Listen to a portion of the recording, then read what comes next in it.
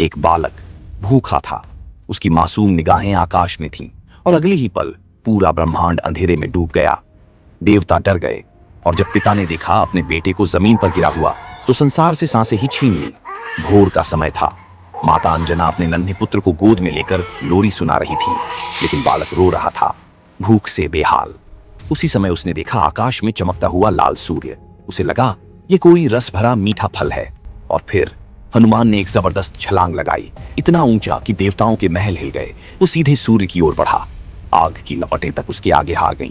और फिर एक क्षण, जब उस बालक ने सूर्य को निगल लिया, संपूर्ण सृष्टि अंधकार में डूब गई।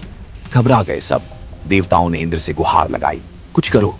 इंद्र ने उठाया अपना वज्र और मार दिया उस बालक पर प्रहार। वज्र उसकी ठुड्डी पर लगा और हनुमान जमीन पर गिर पड़ा। माता अंजना की चीख निकली, मेरा बेटा।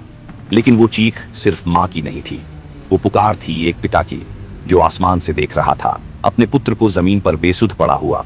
वो पिता कोई और नहीं, पवन देव थे।